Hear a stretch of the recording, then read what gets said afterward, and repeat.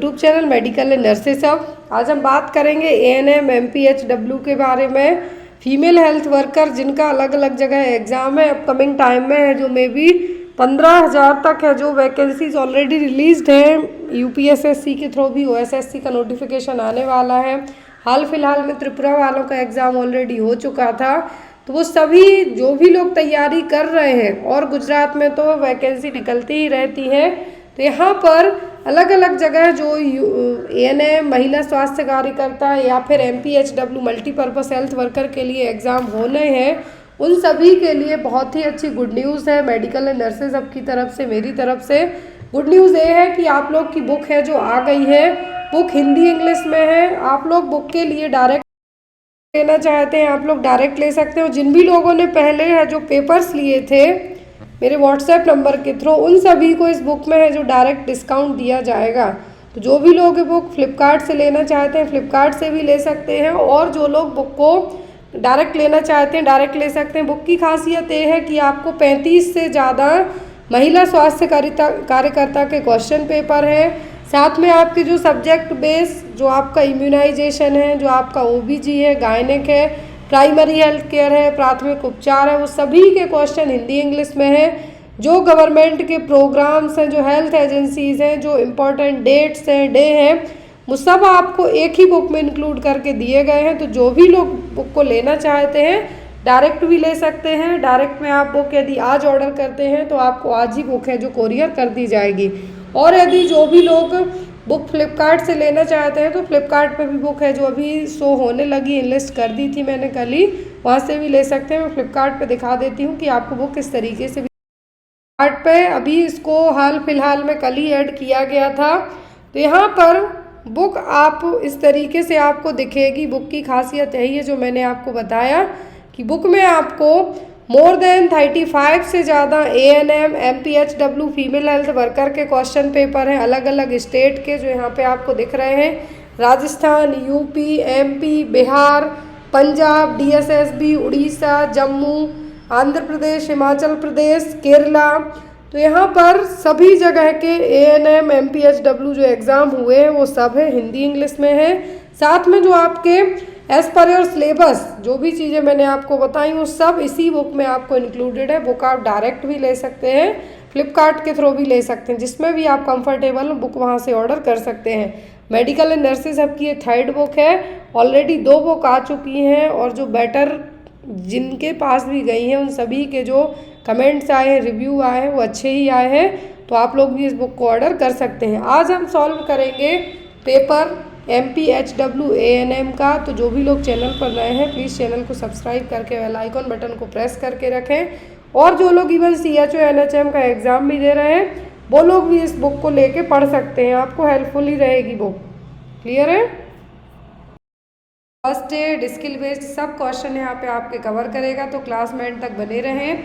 और सबसे अच्छी बात है कि पूरा पेपर हिंदी इंग्लिश दोनों लैंग्वेज में, जिससे आपको समझना बहुत ही ईजी रहेगा। और जो भी लोग MP व्यापम का पेपर देने वाले हैं तो उनके लिए भी हेल्पफुल है, ऐसा नहीं कि उनके लिए क्वेश्चन पेपर हेल्पफुल नहीं रहेगा, लेकिन एज इन CHO की बात करें, NHM वालों की बात करें तो ये पेपर उनके लिए बहुत ज़्यादा हेल्पफुल है। चलिए यहाँ पर आपका बिना टाइम वेस्ट किए इस पूरे पेपर को हम सॉल्व करेंगे। तो टोटल 100 MCQs रहेंगे आपके।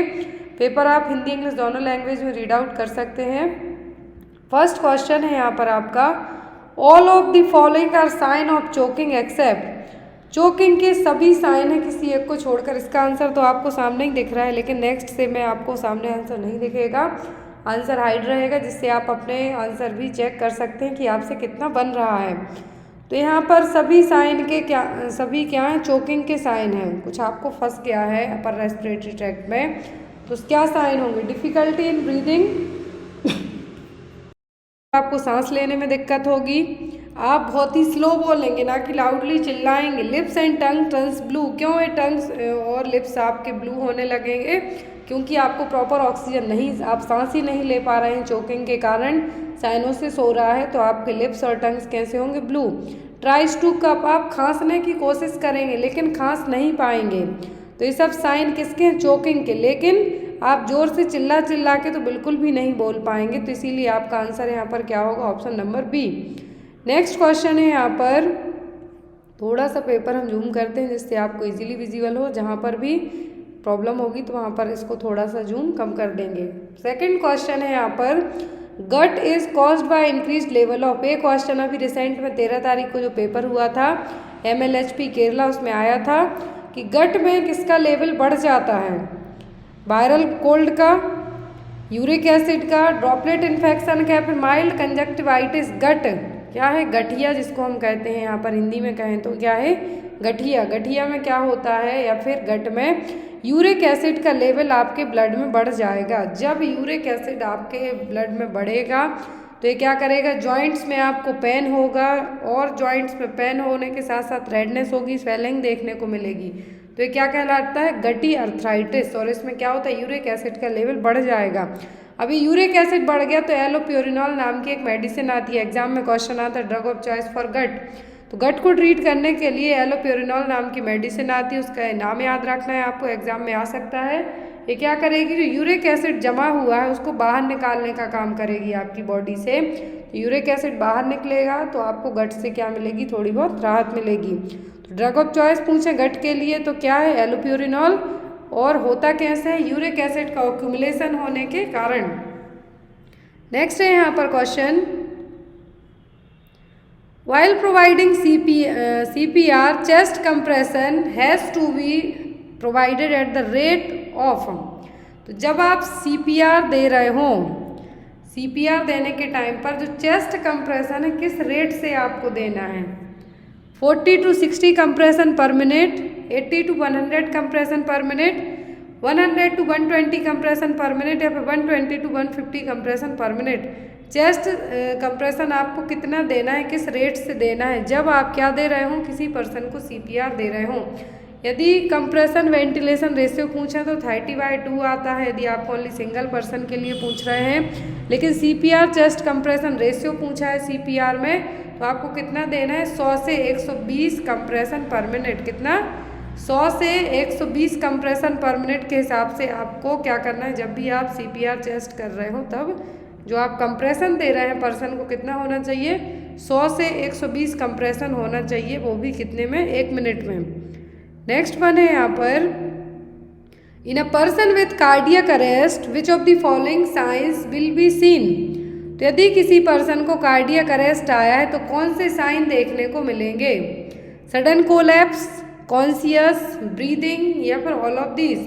तो कार्डियक अरेस्ट का पर्सन है जो आपको क्या देखने को मिलेंगे, तुरंत कोलैप्स मतलब अचानक से गिर जाएगा, कॉन्शियस तो वो नहीं रहेगा, बेहोश हो जाता है, सांस लेने में भी दिक्कत उसको होने लगती है।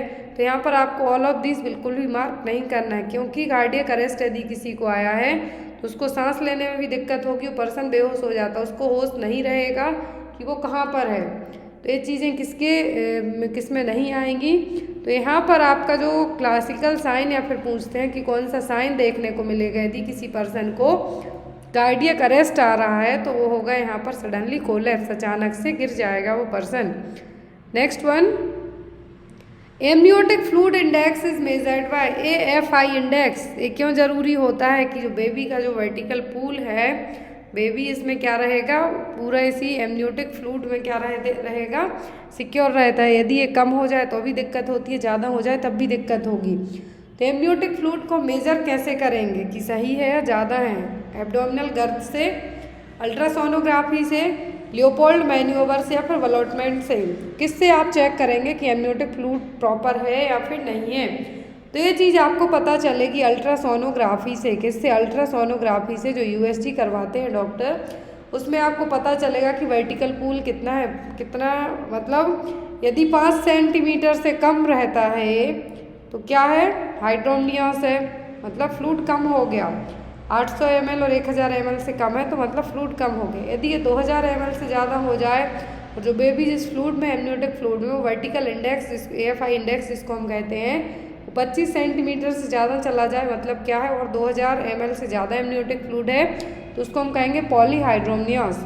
दोनों सिचुएशन आपके लिए एग्जाम में आती हैं। यदि एमनियोटिक फ्लूइड का लेवल कम है तो क्या कहेंगे, हाइड्रोमनियस, ज़्यादा है तो पॉलीहाइड्रोमनियस।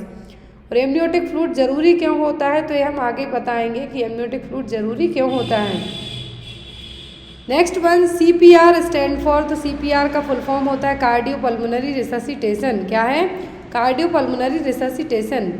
नेक्स्ट वन है यहाँ पर क्वेश्चन नंबर 7 से आपके फर्स्ट एड के क्वेश्चन हैं, तो प्लीज़ आप यहाँ पर क्वेश्चन को ध्यान से देखिए। The aim of first aid include all of the following except, तो फर्स्ट एड में आपके सभी एम हैं किसी एक को छोड़कर।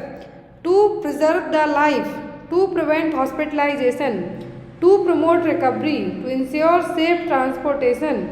तो यहाँ पर फर्स्ट एड में सब कुछ है किसी एक को छोड़कर। क्या नहीं है जो फर्स्ट एड में नहीं होगा? तो फर्स्ट एड में आपको क्या करना है? लाइफ को सेव करने का काम भी करना है। जो चीज़ें आपके पास अवेलेबल है उतने में ही पर्सन को ठीक करने का काम करना है। एज एन प्राइमरी केयर जितनी आप दे सकते हैं वो चीज़ें हैं यहाँ पर।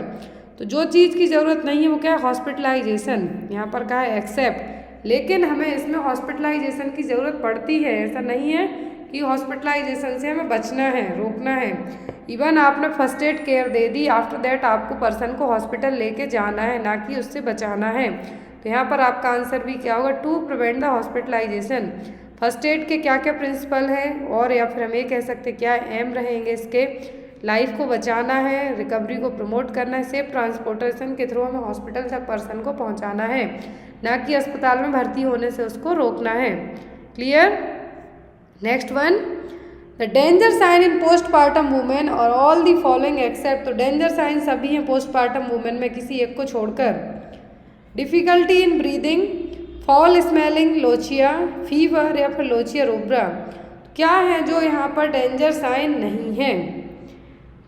मतलब यहाँ पर सभी डेंजर साइन है किसी एक को छोड़कर, मतलब एक जो साइन ऐसा है जो डेंजर साइन नहीं है, तो वो कौन सा है? तो वो यहाँ पर है lochia rubra. Lochia rubra after the delivery postpartum women में देखने को मिलेगा। जो ब्लीडिंग होती है वो सांस लेने में दिक्कत हो रही है, यदि लोचिया से स्मेलिंग आ रही है, जो ब्लीडिंग हो रही है आफ्टर डिलीवरी के बाद, मतलब कोई इन्फेक्शन हो गया है, फीवर आ रहा है तो परपीरियम इन्फेक्शन हुआ है आपको, परपीरियल पायरेक्सिया जिसको कहेंगे। लोचिया रूब्रा लेकिन क्या है? नॉर्मल सिचुएशन है। तो यहाँ पर आप किसको मार्क करेंगे? ऑप्शन नंबर 4 को। लोचिया रूब्रा कॉमन है, नॉर्मल है पोस्टपार्टम वुमेन में, ये डेंजर साइन में नहीं आएगा। लेकिन यदि सांस लेने में दिक्कत हो रही है, लोचिया जो ब्लीडिंग हुई है उससे स्मेल आ रही है, फिर फीवर आया, दैट मीन्स आपको क्या है? इन्फेक्शन डेवलप हो रहा है। Next one, what should be the duration of full term pregnancy, तो फुल टर्म प्रेगनेंसी का ड्यूरेशन कितना होता है? 250 दिन, 280 दिन, 300 दिन या फिर 310 दिन।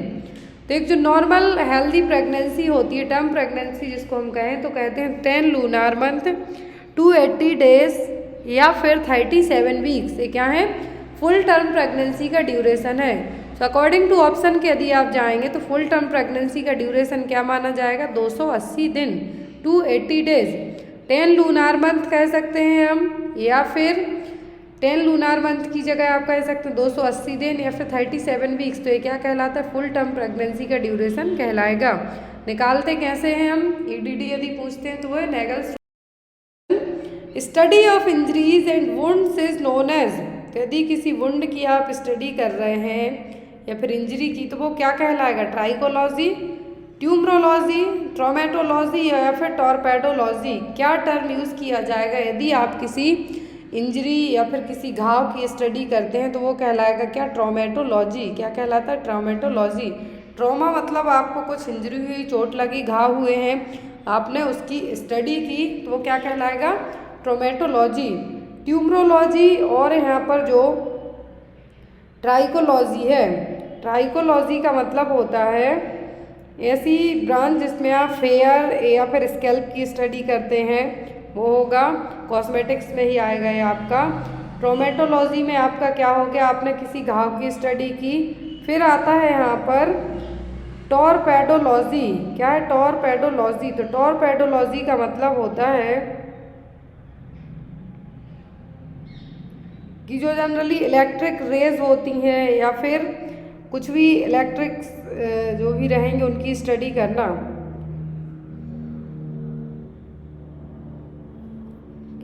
इसमें फिर आपके कछुए भी आ सकते हैं, जो स्ट्रिंग रे फिश हैं वो भी आ सकती हैं, वो सब आएंगे इसमें। ट्रोमेटोलॉजी का मतलब इंजरी और वुंड की स्टडी करना। Next one, during neonatal resuscitation heart rate is checked by पाल्पेटिंग the umbilicus for.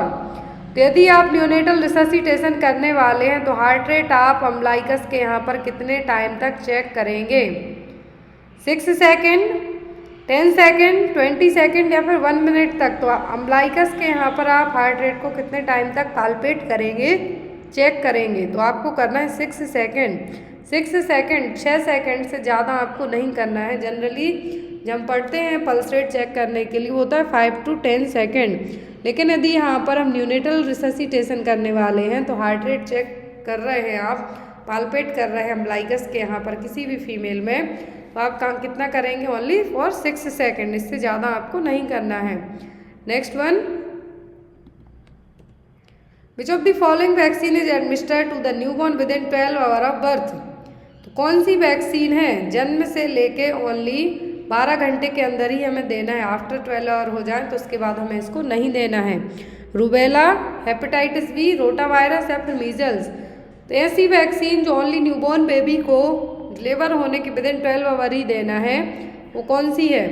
तो यहाँ पर रूबेला, रोटा वायरस, मीजल्स तो नहीं दी जाती हैं at the time of birth. यदि आपको कंफ्यूज करने के लिए एग्जाम में ऑप्शन BCG दिए जाएँ, OPV दिए जाए, हेपेटाइटिस बी दिया जाए, तो at the time of birth दिए तो जाते हैं लेकिन ओनली विद इन 12 आवर का आपसे पूछते हैं, तो आपको आंख बंद करके हेपेटाइटिस बी को मार्क करना है। क्योंकि यदि इनकेस OPV तुरंत नहीं दे पाए तो दूसरे तीसरे दिन दे सकते हैं।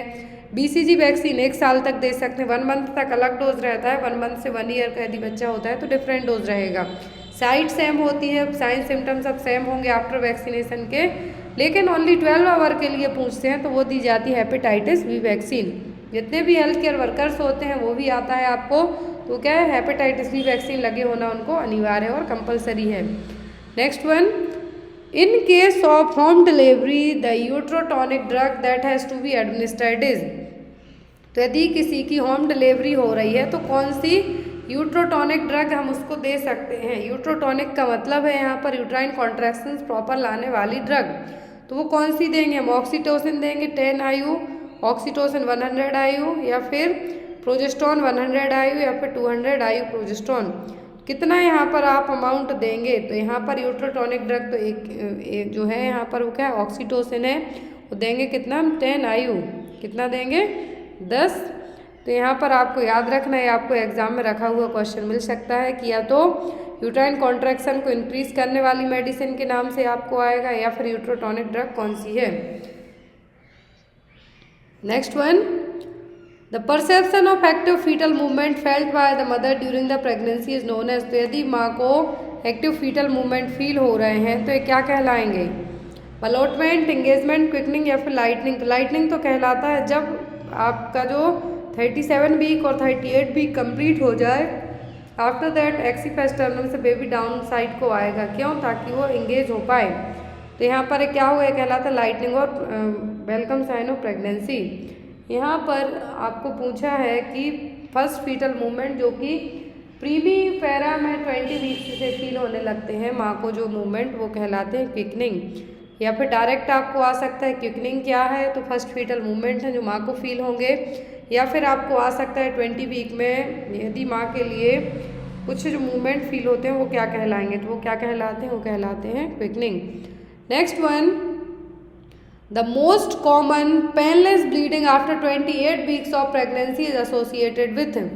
तो यदि पेनलेस वेजाइनल ब्लीडिंग होती है, क्वेश्चन ध्यान से देखिए, कई बार आपको पढ़ा है, पेनलेस वेजाइनल ब्लीडिंग होती है 28 वीक की प्रेगनेंसी में, तो ये क्या कहलाएगा? प्लेसेंटा प्रीविया होगा, हाइडेटिफॉर्म मोल होगा, मोलार प्रेगनेंसी होगा कि एक्टोपिक प्रेगनेंसी होगा। तो यहाँ पर सभी चीज़ें कंफ्यूज कर सकती हैं, लेकिन क्वेश्चन आपको कंफ्यूज नहीं कर रहा, साफ साफ लिखा है पेनलेस ब्लीडिंग 28 वीक की प्रेगनेंसी के बाद, तो ये कहलाता है प्लेसेंटा प्रीविया। क्या है? प्लेसेंटा प्रीविया में हमेशा ब्लीडिंग होती है तो आपको पेन नहीं होगा।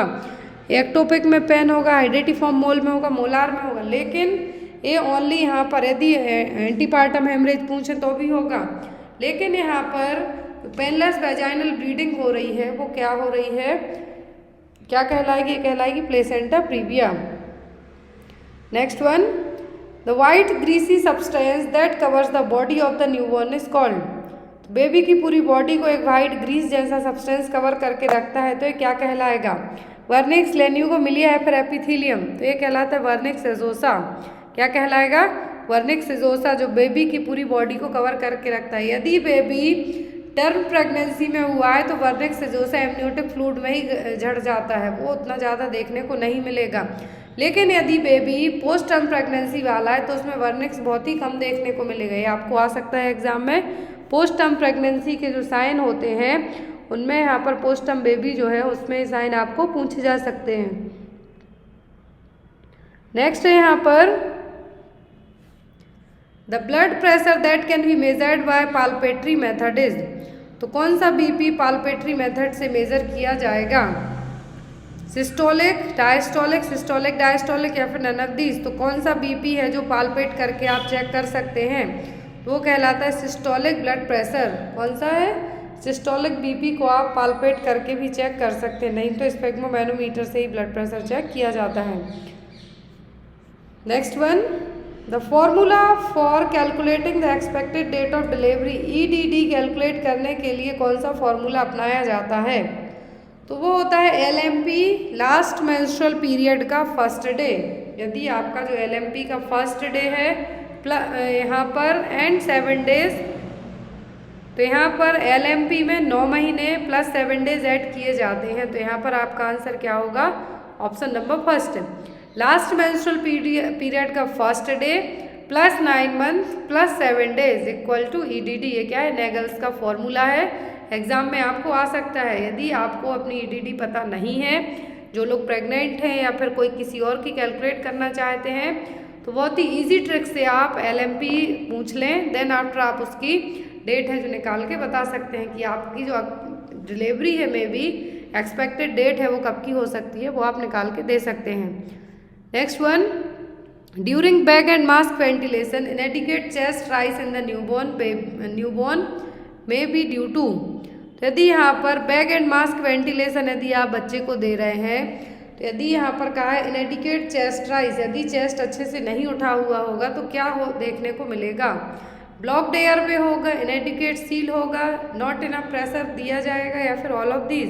क्या है जो हो सकता है? तो वो यहाँ पर सभी चीज़ें हो सकती हैं। साफ कहा है कि यदि न्यूबॉर्न बेबी का जो चेस्ट है प्रॉपर तरीके से नहीं है, तो यहाँ पर आपको प्रेशर भी प्रॉपर नहीं जा पाएगा, इनएडिक्वेट सील होगा और ब्लॉक्ड एयरवे देखने को मिलेगा। Next one, the instrument that measures arterial blood pressure is known as, तो कौन से इंस्ट्रूमेंट से हम आर्टेरियल ब्लड प्रेशर चेक कर सकते हैं? मीन आर्टेरियल प्रेशर भी आपको एग्जाम में आता है।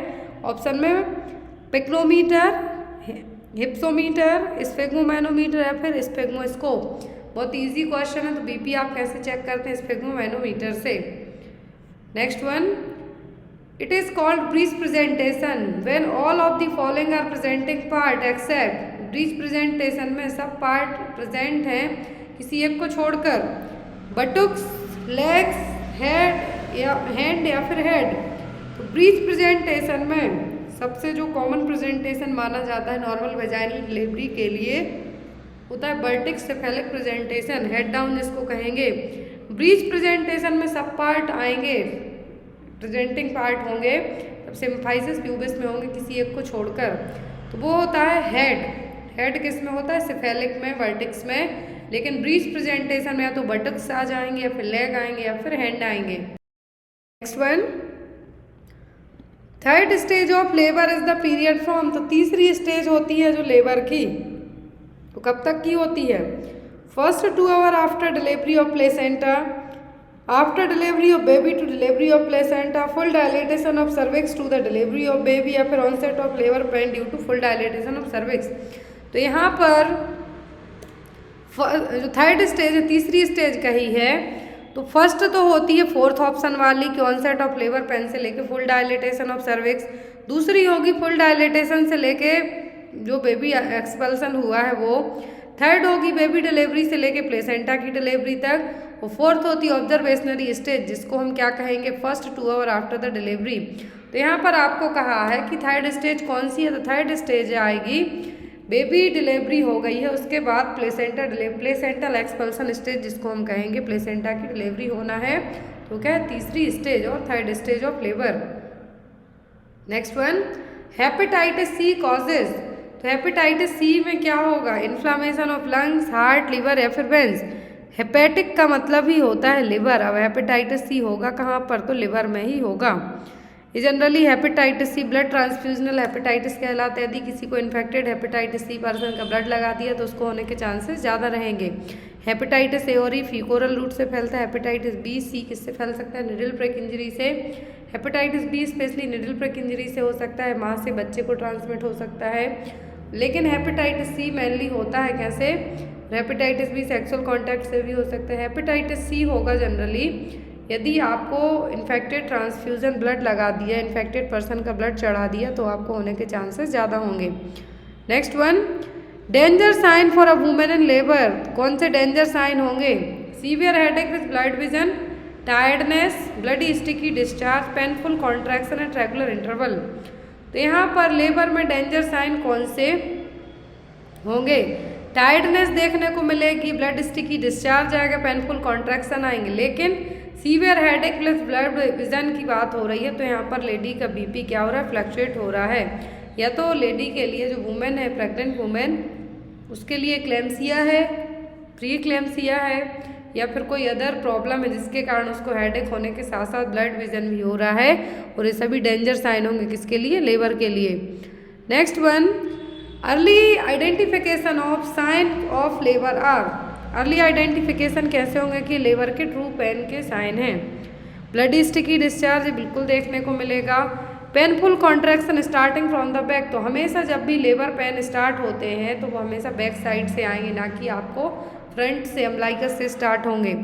Painful contraction radiating to the front at regular interval, पीठ से बैक से स्टार्ट होते हुए आपको आगे की तरफ आएंगे। थाई में पेन होगा, थाई के साथ साथ आपको बैक साइड से लेके फ्रंट साइड पेन होगा। तो ये सभी साइन क्या हैं, अर्ली आइडेंटिफिकेशन साइन है लेबर पेन के, कि अब चलो भाई हॉस्पिटल जाने का टाइम आ गया है। Next one, at 24 weeks of pregnancy the fundal height will be at the level of. 24 week की प्रेगनेंसी में फंडल हाइट कहाँ तक पहुँचेगी, सिम्फाइसिस प्यूबिस तक, midway between umbilicus and symphysis pubis umbilicus तक, या फिर midway between umbilicus and xiphisternum तक।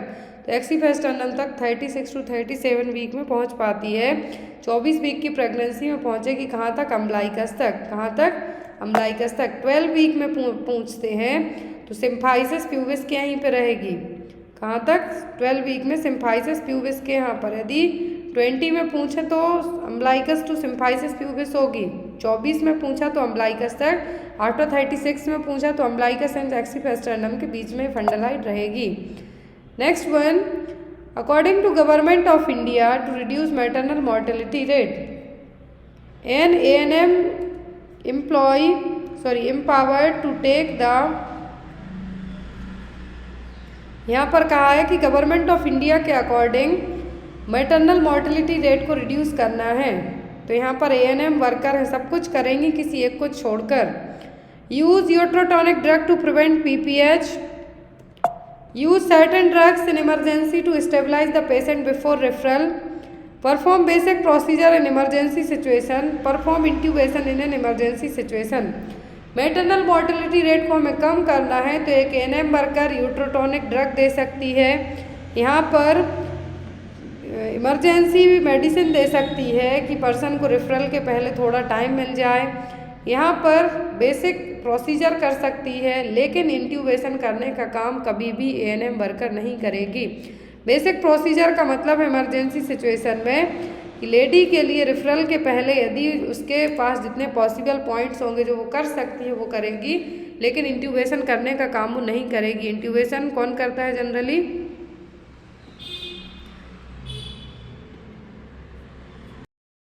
नेक्स्ट क्वेश्चन है यहाँ पर, megaloblastic anaemia is caused by which of the following vitamin deficiency.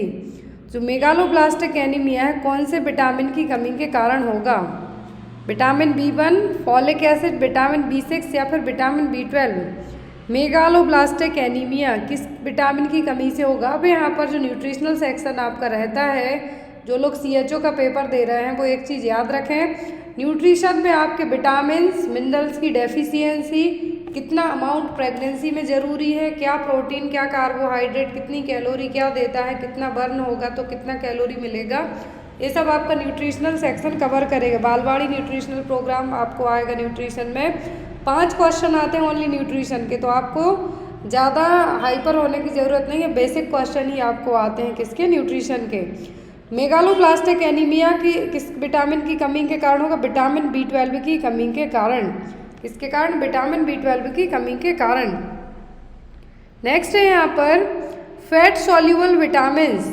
तो जितने भी क्वेश्चन यहाँ पे आप देख रहे हैं, जिन्होंने कल का केरला MLHP का पेपर देखा हुआ है और पूरा ऑफिशियल पेपर मैंने टाइप फॉर्मेट में आपके लिए अपलोड किया था, जिससे आपको जो ब्लड था फॉर्मेट वो इजी रहे रीड आउट करना, इसलिए तो उसमें आप इस क्वेश्चन पेपर को देखना जिनके डाउट्स होते हैं कि क्या पुराने पेपर अदर स्टेट से या फिर किसी और पुराने नर्सिंग के पेपर से क्वेश्चन रिपीट होते हैं, नहीं तो एज सेम क्वेश्चन आपको रखे हुए मिलते हैं।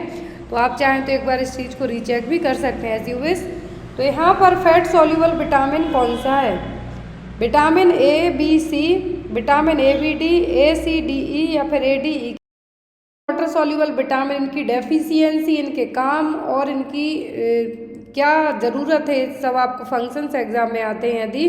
तो फैट सॉल्यूबल और वाटर सॉल्यूबल में, तो फैट सॉल्यूबल में विटामिन A, D, E के क्या है आपका, फोर्थ ऑप्शन है जो विटामिन A, D, E के चारों विटामिन होते हैं फैट सॉल्यूबल। बाकी विटामिन B कॉम्प्लेक्स के जितने भी B1, B2, B3, B12 vitamin है, B6 वो सब आएंगे। और विटामिन C किस में आएगा, ये वाटर सॉल्यूबल विटामिन की कैटेगरी में।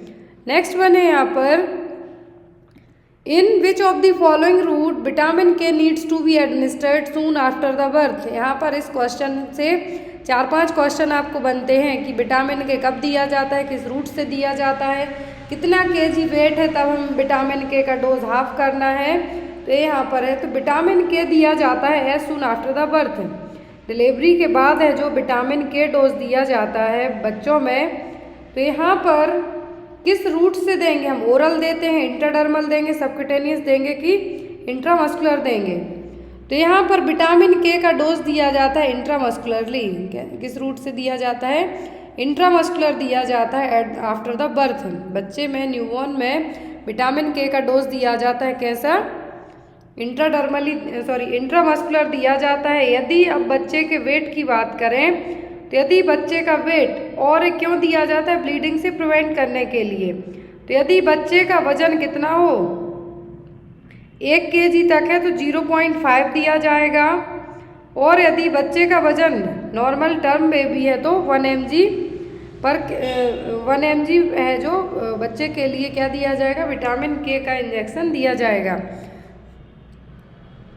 नेक्स्ट है यहाँ पर और कभी भी विटामिन K, एक चीज़ और याद रखना है, विटामिन K कभी भी जब बच्चे की डिलीवरी हुए 24 घंटे से ज़्यादा हो जाए उसके बाद हमें नहीं देना है, एज सून एज पॉसिबल हो तो डिलीवरी के तुरंत बाद देना है।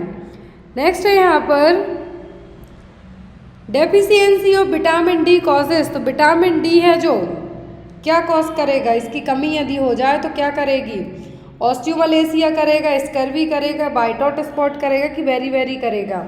तो स्कर्वी होगा विटामिन C की कमी से, बेरी बेरी होगा B1 की कमी से, बाइटॉट स्पॉट होगा विटामिन A की कमी के कारण। ऑस्टियोमलेशिया, जितनी भी हड्डियों में प्रॉब्लम होंगी, चाहे बच्चों की हो चाहे बड़ों की, वो होती हैं सब विटामिन D और कैल्शियम के कारण। तो विटामिन D और कैल्शियम का रिश्ता ऐसा है दूध और पानी का, कि यदि आपने खूब कैल्शियम लिया लेकिन आपकी बॉडी को विटामिन D नहीं मिल पा रहा है तो वो कैल्शियम आपकी बॉडी एब्जॉर्ब नहीं कर पाएगी। सेम एज विटामिन D जितना ज़रूरी है उतना ही कैल्शियम ज़रूरी होता है। तो यहाँ पर विटामिन D की कमी के कारण क्या होगा, तो होगा osteomalacia. Next one, which of the following vitamin deficiency cause जीरोप्थैल्मिया। तो जीरोप्थैल्मिया किस विटामिन की कमी से होगा, जीरोप्थैल्मिया में क्या होगा, ड्राइनेस होगी आँखों में, और आँखों में जो भी प्रॉब्लम होती हैं किस विटामिन की कमी से होती हैं, तो वो होती हैं विटामिन A की कमी के कारण। किसके कारण, विटामिन A की कमी के कारण। Next one, the functions of protein in the body. तो ह्यूमन बॉडी में प्रोटीन का क्या काम है, बॉडी बिल्डिंग के लिए, repair and maintenance of tissue, synthesis of antibodies, या फिर ऑल ऑफ दीज। तो प्रोटीन ये सभी काम करता है हमारी बॉडी में, बॉडी बिल्डिंग, जो मसल बनाते हैं लोग, जिम जाते हैं उनमें मसल्स बनाने का काम कौन करता है? प्रोटीन करता है, क्योंकि मसल्स को किसकी ज़रूरत होती है? प्रोटीन की।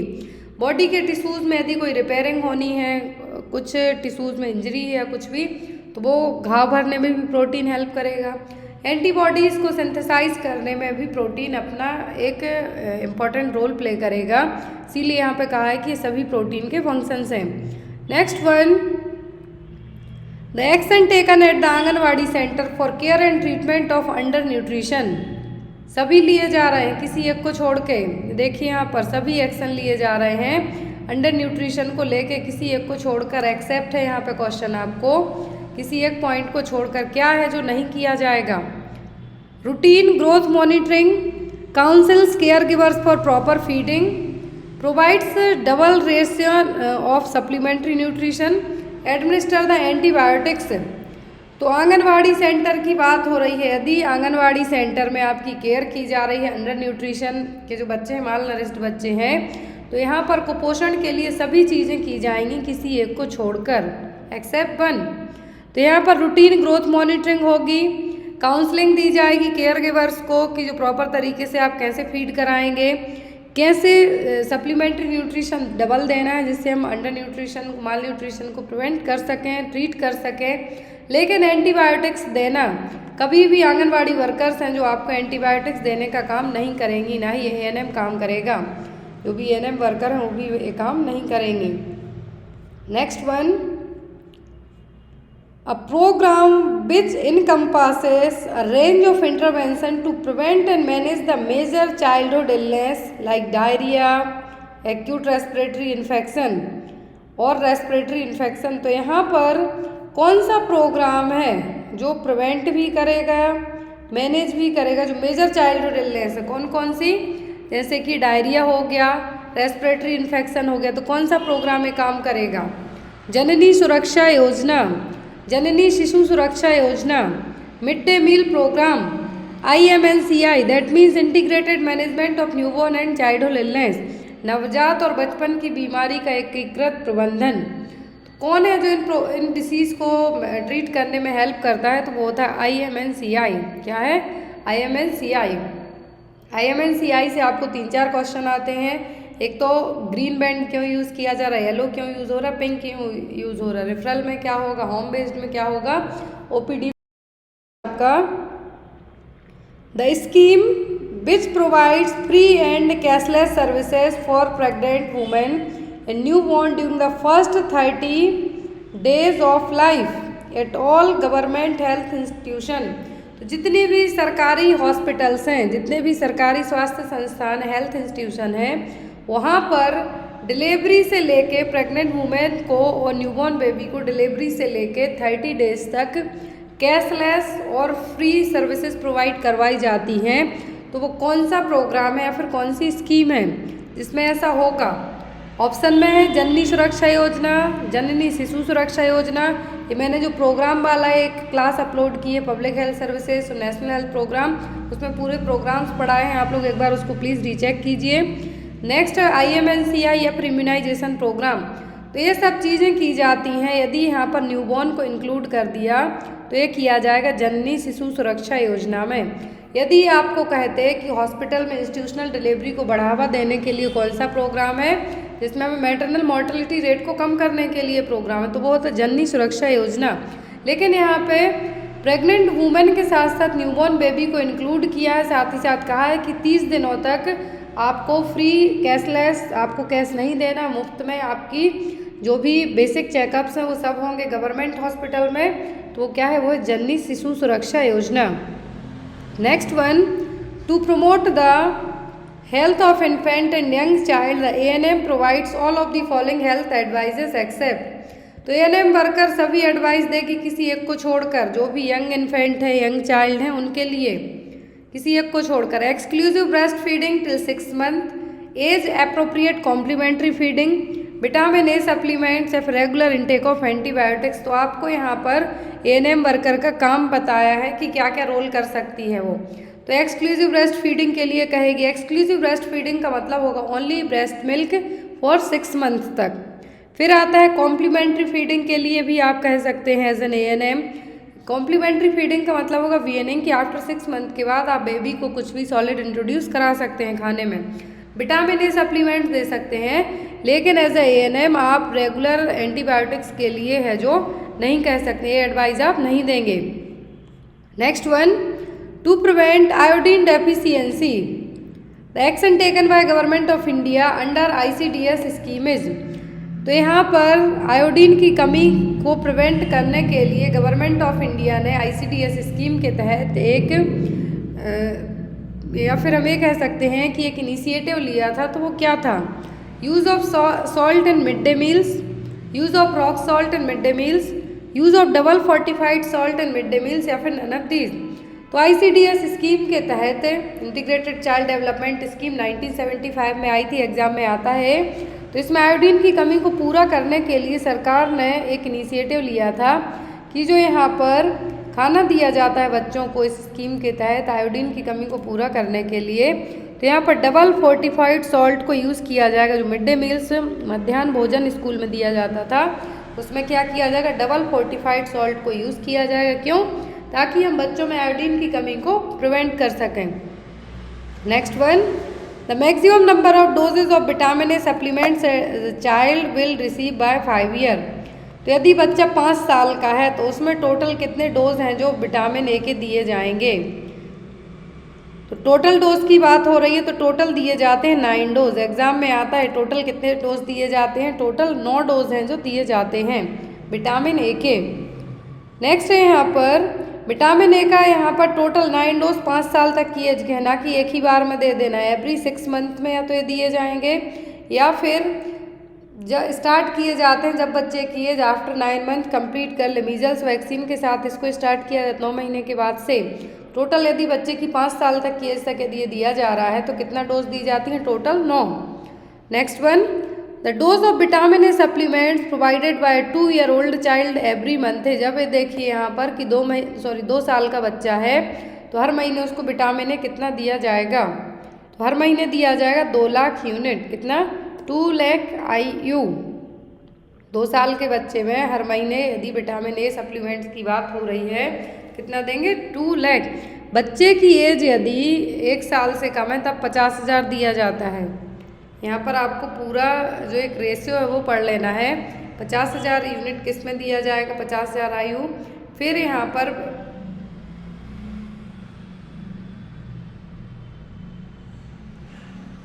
नेक्स्ट है यहाँ पर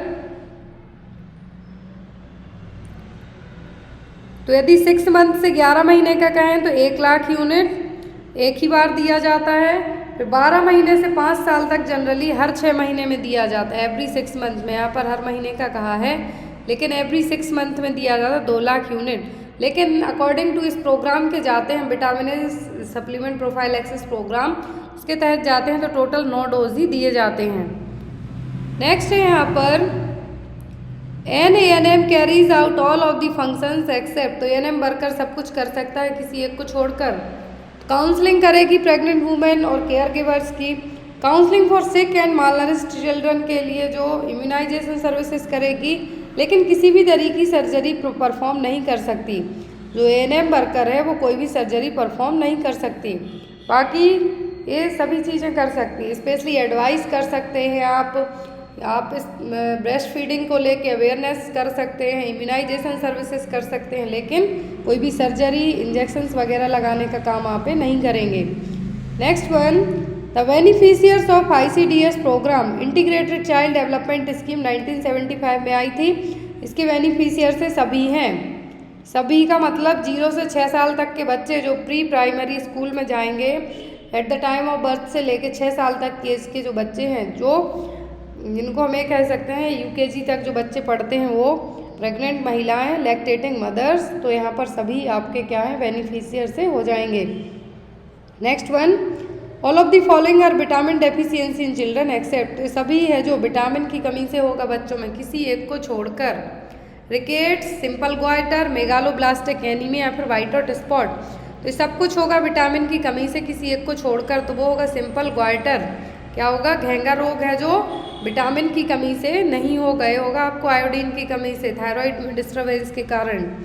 next one, the disease that can transmitted directly from one person to another it is termed as. तो ऐसी डिसीज जो एक पर्सन से दूसरे पर्सन में डायरेक्ट ट्रांसमिट होगी क्या कहलाएगी? एयरबॉर्न, कम्युनिकेबल, वेक्टर बॉर्न या फिर नन ऑफ दीज। तो ये डिसीज़ क्या कहलाएगी? जो एक से दूसरे में डायरेक्ट ट्रांसमिट होगी तो वो कहलाएगी कम्युनिकेबल डिसीज़। कौन सी disease? Communicable disease. Next one, the collaborative efforts. Airborne का यहाँ पर जो डिसीज़ दी हुई है, किसी डिसीज़ का जो वाहक क्या है? वेक्टर है, वो कहलाएंगी वेक्टर बॉर्न। कोई डिसीज़ कंटेजियस है, एक से दूसरे में डायरेक्ट ट्रांसमिट हो जाए, वो होगी कम्युनिकेबल डिसीज़। एयरबॉर्न का मतलब उड़ते फिरते जो वायरस हैं, जनरली स्नीजिंग कफिंग के थ्रू जो फैल जाएं, वो कहलाती है airborne disease. Next one, the collaborative efforts with departments like food, agriculture, animal husbandry and other sector for providing primary health care is termed as. तो यहाँ पर यदि आपने कोलाब्रेशन कर लिया, कोलाब्रेशन का मतलब होगा आपने एक दूसरे के साथ हेल्प करके चीज़ों में हेल्प की, जैसे फूड डिपार्टमेंट हो गया, एग्रीकल्चर हो गया, एनिमल हस्बेंड्री हो गई और कुछ अदर सेक्टर्स हो गए।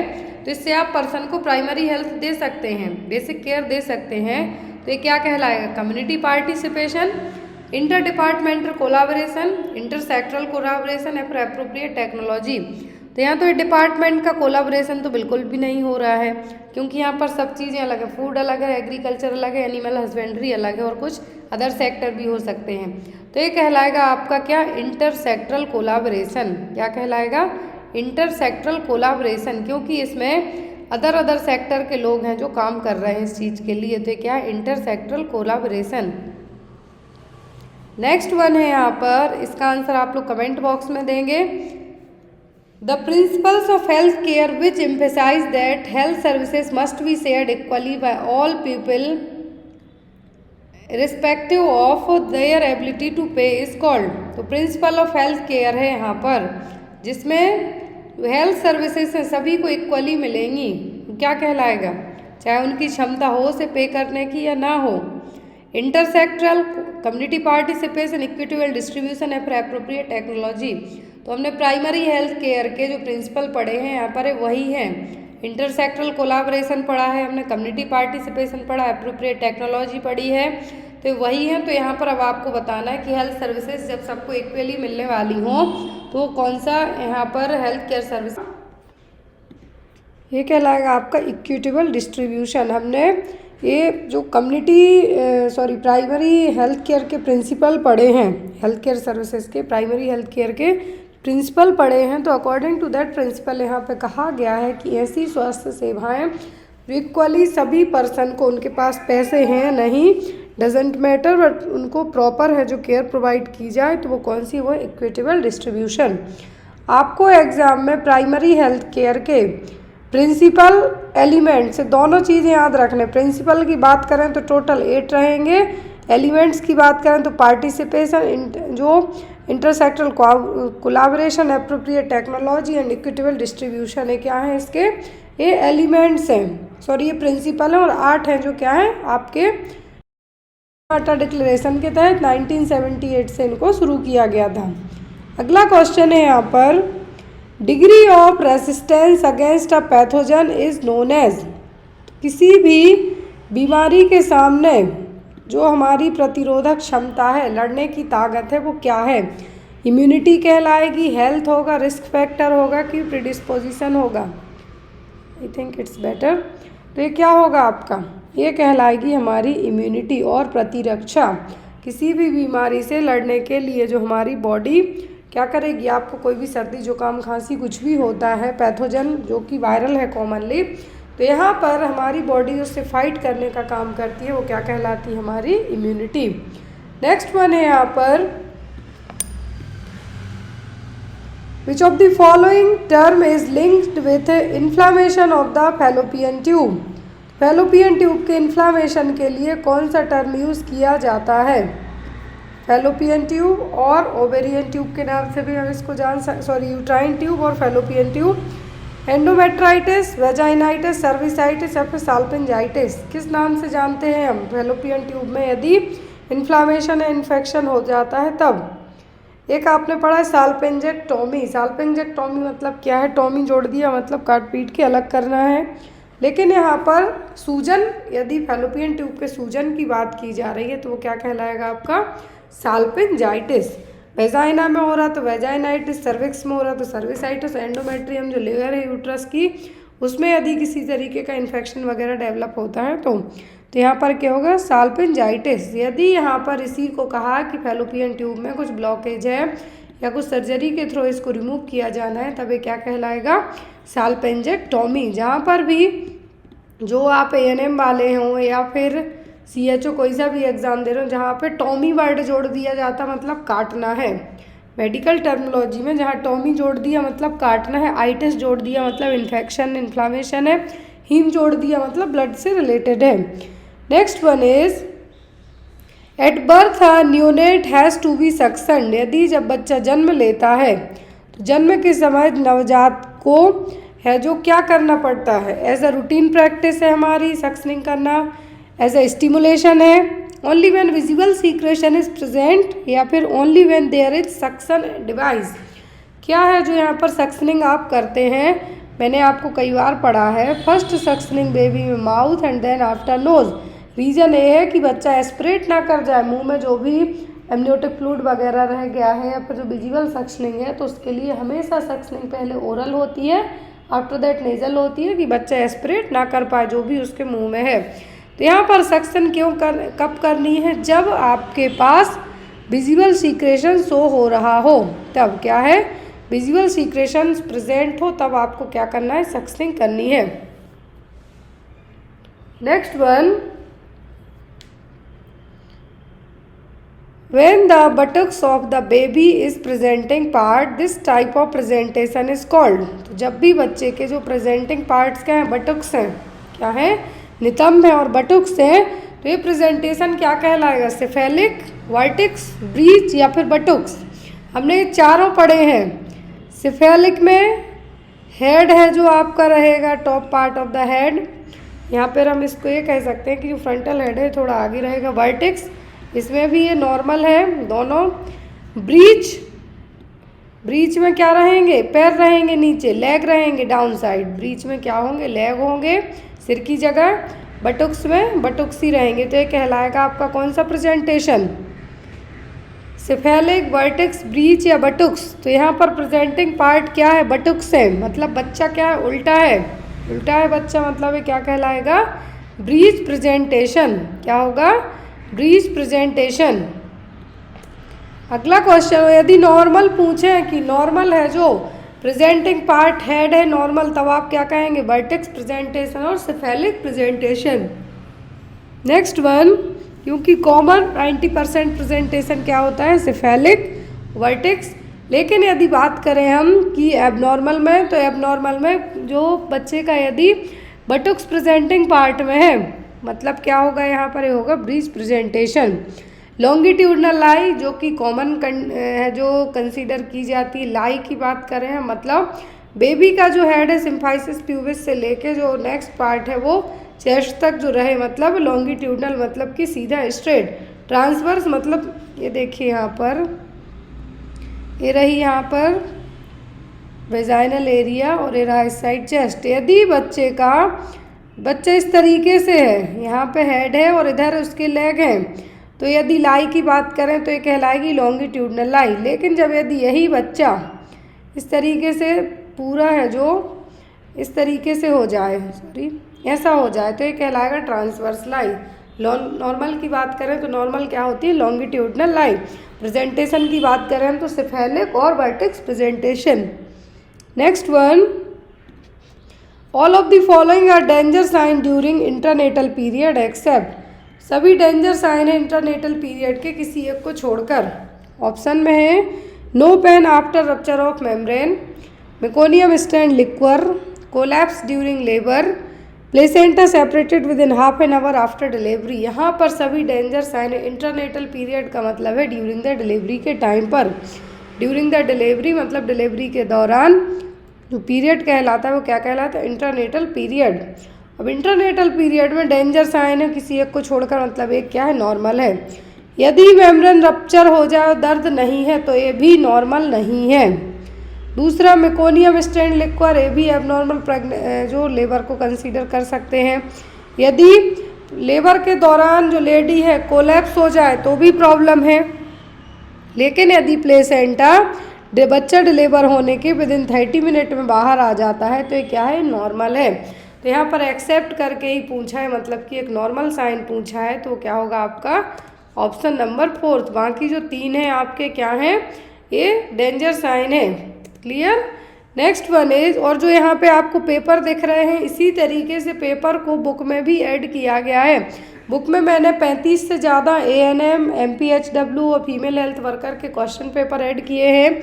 साथ में जो आपके सब्जेक्ट हैं जैसे आपकी OBG हो गई, चाइल्ड हेल्थ, नर्सिंग हो गया, primary health care, first aid, immunisation, adolescent health, तो जो बेसिक आपके जो सिलेबस के अकॉर्डिंग है तो वो भी क्वेश्चन है आपको। साथ में आपकी सरकार जो NHM और गवर्नमेंट के थ्रू जो प्रोग्राम है, स्कीम है, वो सब मैंने बुक में ऐड करके रखी हूँ। बुक अभी रिसेंट में 30 और 40% डिस्काउंट पे चल रही है, तो आप लोग बुक फ्लिपकार्ट से भी ऑर्डर कर सकते हैं और बुक को डायरेक्ट भी आप लोग ऑर्डर कर सकते हैं। इट इज़ डिफाइंड एज, तो न्यूनेट पीरियड को किस रूप से परिभाषित किया गया है, up to 7 days, up to 28 days, up to 1 year, या फिर none of the above. Neonatal period होता है शुरुआत के 28 दिनों का, कितना, 28 दिन का। 1 ईयर का यदि हम बात करें तो ये आपका कहलाता है इन्फेंसी। क्या है, इन्फेंसी। यदि हम बात करें 1 साल से 3 साल तक की तो ये कहलाते हैं क्या, टोडलर। क्या है, टोडलर। जो सबसे ज़्यादा चिड़चिड़े होते हैं, टेम्पर टेंट्रम भी यही बच्चे दिखाते हैं, जो 1 से 3 साल के सुनने समझने के लिए कुछ रेडी ही नहीं रहते हैं। फिर आते हैं 3 to 6 मतलब pre Schuler, 6 to 12 Schuler, 10 to 19 adolescent. Neonatal period की बात करें तो कितना होता है, अप टू 28 दिनों तक का। Next one, use of sterile equipment to conduct delivery will help in the preventing. यदि हम स्टेराइल इक्विपमेंट का इस्तेमाल करते हैं किसके लिए, डिलीवरी करवाने के लिए, तो किस चीज़ से प्रिवेंट कर रहे हैं हम, postpartum blues, septicaemia, gestational diabetes, या फिर कन्वर्जन्स। तो स्टेराइल इक्विपमेंट, स्टेराइल का मतलब होगा यहाँ पर कीटाणु रहित उपकरण यदि हम इस्तेमाल करते हैं तो उसका रीज़न होता है किसी भी तरीके के इन्फेक्शन से क्या करना है, प्रिवेंट करना है। और यहाँ पर इन्फेक्शन के लिए कौन सा पॉइंट है, पोस्टपार्टम ब्लूज तो नहीं है, ये तो आफ्टर द डिलीवरी के बाद है, जो किसी किसी फीमेल में हार्मोनल और इमोशनल और साइकोलॉजिकल फैक्टर्स के कारण हो सकता है। जेस्टेशनल डायबिटीज़ भी नहीं होगा इन्फेक्शन से, यहाँ पे ना कन्वल्जन्स आएंगे। कन्वल्जन्स आते हैं जनरली एक्लेम्सिया में, तो यहाँ पर ये होगा सेप्टिसीमिया। क्या होगा, सेप्टिसीमिया से प्रिवेंट करने के लिए हम डिलीवरी के टाइम पर स्टेराइल इक्विपमेंट का इस्तेमाल करते हैं। नेक्स्ट वन इज,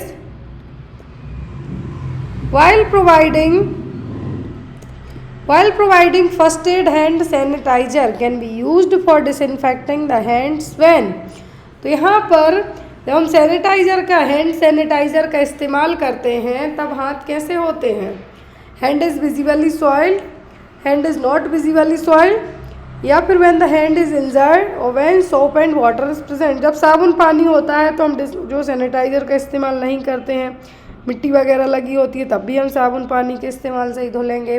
हाथ इंजर्ड है तो वहाँ पे सैनिटाइज़र तो लगाना ही नहीं है और ज़्यादा जलन वगैरह पड़ सकती है। तो यहाँ पर जब हमारे हाथों में विजिबली जो कीटाणु नहीं दिख रहे हैं तब आपको क्या करना है, सैनिटाइज़र का इस्तेमाल करना है। हमने कोविड के टाइम पे बहुत ज़्यादा किया, ज़रूरत से ज़्यादा किया। इवन अभी ऐसी हैबिट हो गई है कि सबके हैंड बैग होते हैं उनमें आपको मिल ही जाएगा। Next one, chlorine tablet are used to disinfect which of the following. तो क्लोरीन टैबलेट का इस्तेमाल किसके लिए किया जाता है, ऑपरेशन रूम को डिसइंफेक्ट करने के लिए। यहाँ पर फॉर्मेल्डिहाइड गैस यूज़ की जाती है, नाम याद रखना है, फॉर्मेल्डिहाइड गैस यूज़ की जाती है। इंस्ट्रूमेंट के लिए, वाटर या फूड के लिए क्लोरीन टैबलेट का इस्तेमाल किया जाता है पानी को डीक्लोरिनेट करने के लिए। क्या है, डीक्लोरिनेट करने के लिए पानी को क्या किया जाता है, क्लोरीन टैबलेट का इस्तेमाल किया जाता है। अगला क्वेश्चन है यहाँ पर, देखिए, what is the maximum volume that can be given IM to an adult. तो एक एडल्ट पर्सन की बात कर रहे हैं हम। इंट्रामस्कुलर इंजेक्शन दे रहे हैं यदि आप किसी एडल्ट पर्सन में, तो आपके जो इंजेक्शन है उसमें कितना अमाउंट है जो ले सकते हैं आप मैक्सिमम 0.5 ml, 1 ml, 5 ml या फिर 2 ml। तो यदि किसी पर्सन में आप इंट्रामस्कुलर रूट के थ्रू एडल्ट पर्सन में क्या दे रहे हैं, इंजेक्शन दे रहे हैं, तो मैक्सिमम अमाउंट हो सकता है ओनली 5 ml, इससे ज़्यादा आपको नहीं दे सकते हैं।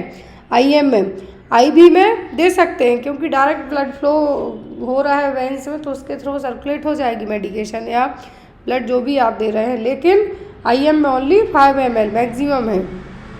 Next one, the route of administration of tetanus toxoid is, तो सबको पता होना चाहिए टीटी का इंजेक्शन कहाँ देते हैं, इंट्राडर्मल, सबक्यूटेनियस, इंट्रामस्कुलर या ओरल।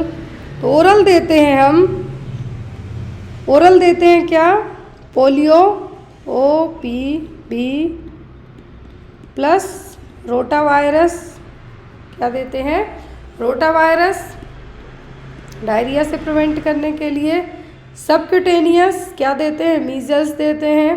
इंट्राडर्मल देते हैं BCG को, क्लियर है, नाम वैक्सीन के लिख दिए। इंट्रामस्कुलर क्या देते हैं हम, डिप्थीरिया, टिटनेस, पर्ट्यूसिस, DPT और पेंटावेलेंट हेपेटाइटिस B। तो यहाँ पर टिटनेस किस रूट से दी जाती है, इंट्रामस्कुलर रूट से।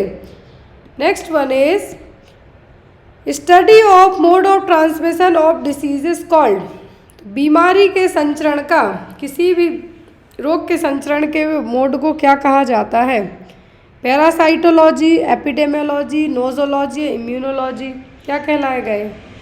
किसी भी डिसीज़ के ट्रांसमिशन को, डिसीज़ का कॉज क्या है, कैसे फैल रही है, वो पूरी एक प्रॉपर स्टडी करना क्या कहलाता है, ये कहलाता है हमारा एपिडेमियोलॉजी।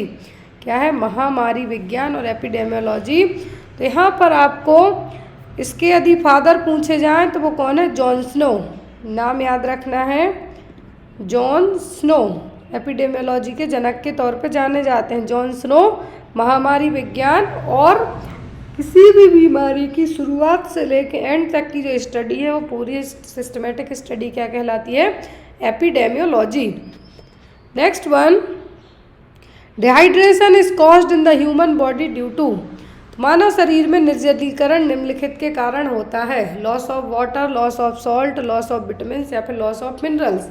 तो डिहाइड्रेशन होता कब है, या तो आपको जब वॉमिटिंग हो जाए, आप पानी वगैरह बिल्कुल भी नहीं पी रहे हैं, या डायरिया हो जाए, या बहुत ज़्यादा गर्म जगह पहुंच जाए, तो रीज़न क्या होता है, डिहाइड्रेशन। और डिहाइड्रेशन में हमारे शरीर से किसकी कमी होती है, पानी की, किसकी, पानी की, लॉस ऑफ वाटर की।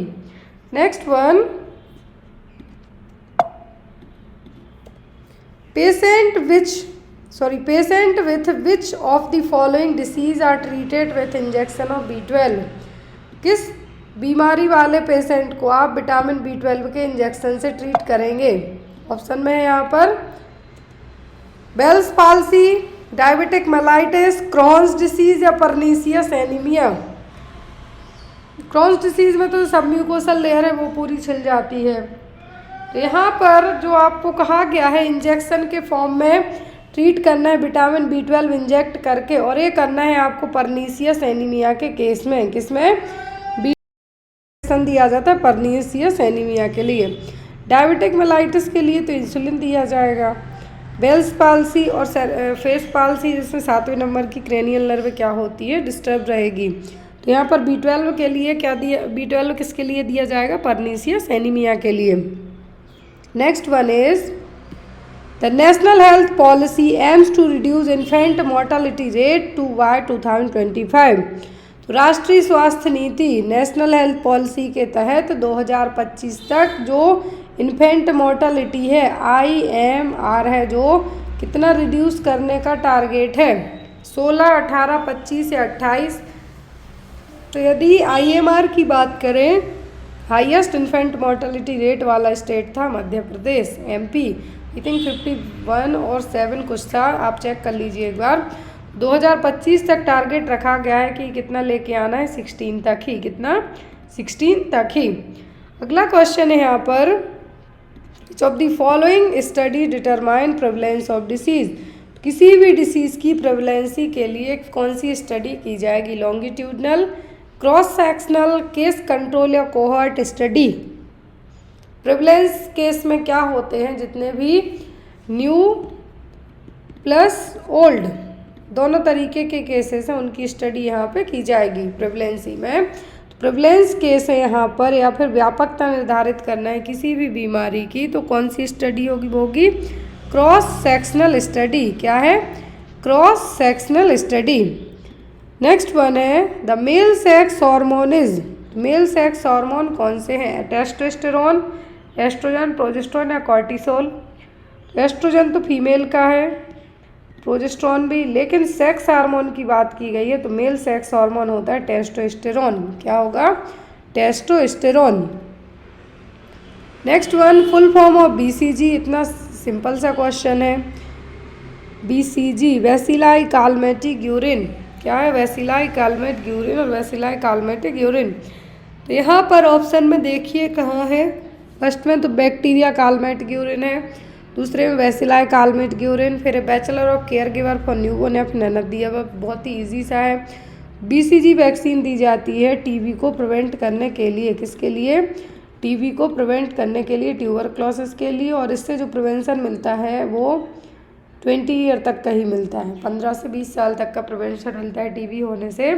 बीसीजी के लिए यहाँ पर क्या होगा, bacille Calmette Guerin. Next one what is the symbol of HIV awareness campaign. तो HIV अवेयरनेस कैंपेन का, HIV जागरूकता अभियान का प्रतीक क्या है, blue ribbon, yellow ribbon, white ribbon या रेड रिबन। सबको पता है, लाल फीता और लाल रिबन। क्या है, इस तरीके से जो एक सिंबल होता है किसके लिए होता है, वो होता है HIV एड्स के लिए, तो क्या होगा, red ribbon. Next one hypertension is the term used for. Hypertension उच्च रक्तचाप कब उपयोग किया जाता है, इंक्रीज हार्ट रेट हो, डिक्रीज हार्ट रेट हो, लो ब्लड प्रेशर हो या हाई बीपी हो। तो हाइपरटेंशन टर्म यूज़ किया जाता है जब ब्लड प्रेशर बढ़ा हुआ हो। क्या है, जब ब्लड प्रेशर बढ़ा हुआ हो, मतलब कि उच्च रक्तचाप, क्या उच्च रक्तचाप। यहाँ पर इंक्रीज इन हार्ट रेट, तो यहाँ पर मोस्टली टैकीकार्डिया इसका इस्तेमाल किया जाएगा। डिक्रीज हार्ट रेट तो ब्रेडीकार्डिया, क्या होगा, ब्रेडीकार्डिया। लो बीपी मतलब हाइपोटेंशन, क्वेश्चन में क्या है, हाइपरटेंशन मतलब कि high BP. Increased heart rate मतलब tachycardia, decrease in heart rate मतलब ब्रेडीकार्डिया, लो ब्लड प्रेशर मतलब हाइपोटेंशन, बढ़ गया ब्लड प्रेशर मतलब हाइपरटेंशन। नेक्स्ट वन इज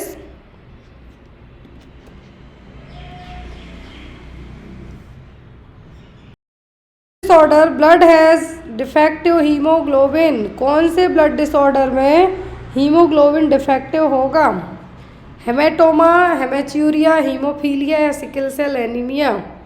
हेमेच्यूरिया मतलब यूरिन के साथ में ब्लड आना, फिर है यहाँ पर सिकल सेल एनीमिया। तो सिकल सेल एनीमिया में जो आरबीसी हैं वो सिकल सेप्ड हो जाती हैं, मतलब कि हंसियाकार आरबीसी देखने को मिलेंगी सिकल सेप्ड, और इस तरीके से देखने को मिलेंगी।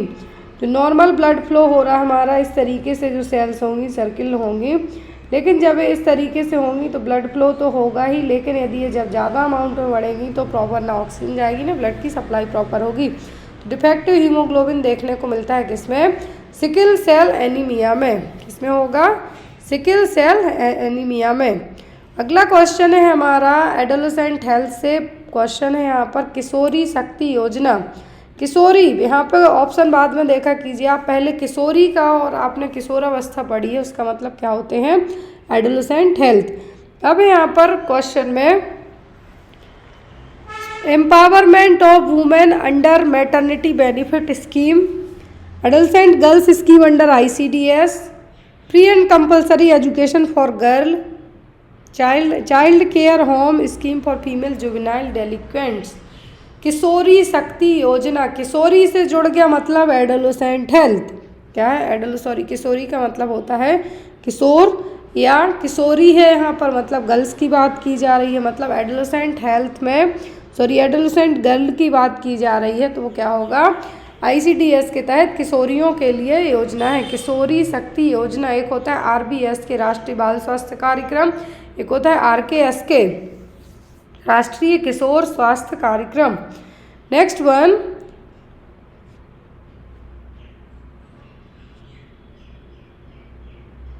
हाइपोक्सेमिया is a tissue level of deficiency of. तो हाइपोक्सिया में टिश्यू में किसकी कमी होती है? ऑक्सीजन की, CO2 की, कार्बन मोनोऑक्साइड या पानी की।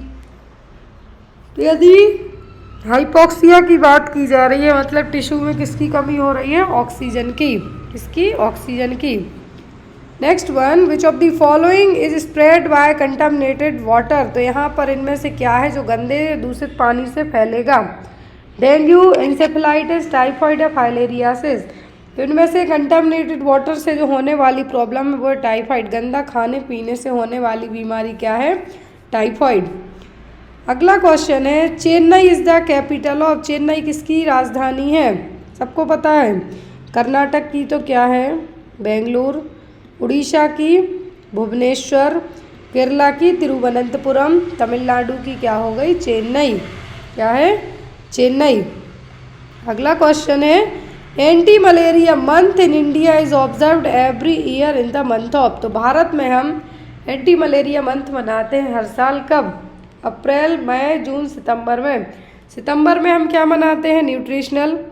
यहाँ पर आपका जो आएगा मलेरिया के लिए तो वो होता है जून का महीना है। पूरे जून के महीने को हम एंटी मलेरिया मंथ के तौर पर मनाते हैं क्योंकि इस टाइम पर न बारिश न गर्मी मिक्स टाइप का जो वेदर होता है और मच्छरों को पनपने के लिए अच्छी खासी जगह भी मिल जाती है ब्रीडिंग करने के लिए।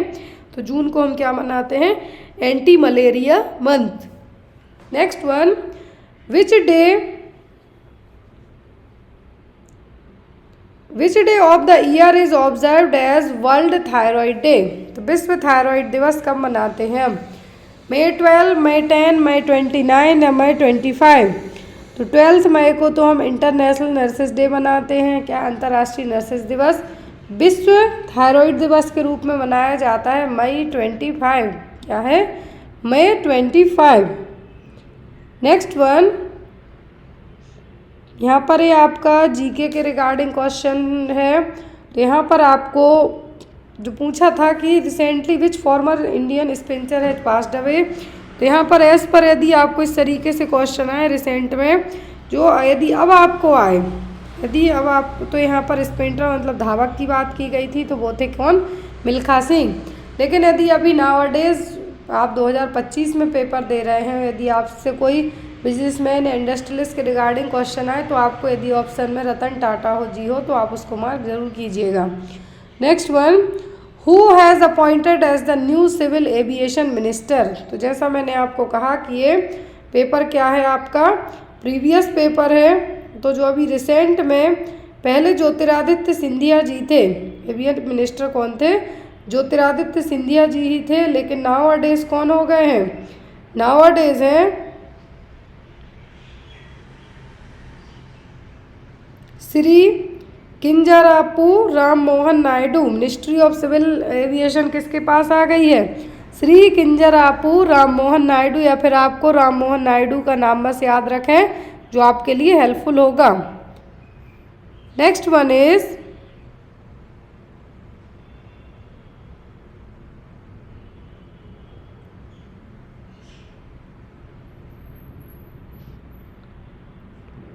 The Chief Justice of India launched an official mobile app for journalists. Who is the current CJI?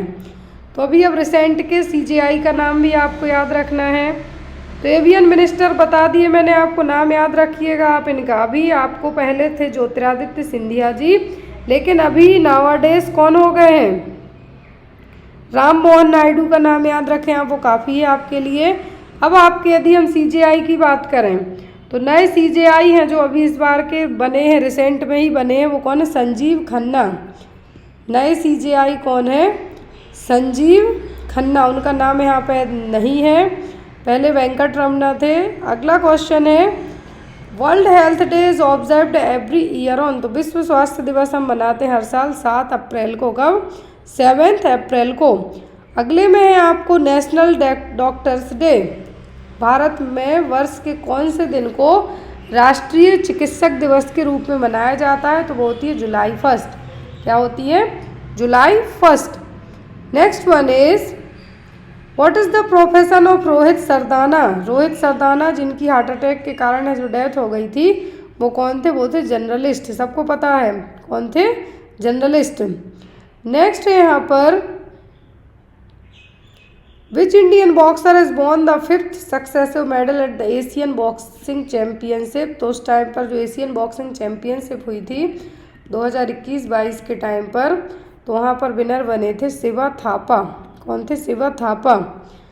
तो यहाँ पर आज की क्लास के लिए इतना ही। आई होप सो कि आपको पेपर अच्छा लगा हो। जो भी आपके डाउट वगैरह रह जाएं आप बेझिझक होकर पूछ सकते हैं। जो भी आपके कमेंट्स हो आप मुझे व्हाट्सएप पे मैसेज करके पूछ सकते हैं। और जो भी लोग बुक डायरेक्ट ऑर्डर करना चाहते हैं उनको बुक बहुत ही कम और चीप प्राइस में अवेलेबल है, तो आप बुक को डायरेक्ट भी ऑर्डर कर सकते हैं। यदि फ्लिपकार्ट से लेना चाहते हैं अपनी ANM की बुक तो फ्लिपकार्ट से भी ले सकते हैं। बुक जैसा आपको ये दिख रही है स्क्रीन, इसी तरीके से हिंदी इंग्लिश में दी गई है, जिसमें आपकी अलग अलग चीज़ें कंप्लीट की गई हैं। तो आप लोग बुक को ऑर्डर ज़रूर करिएगा। Thank you.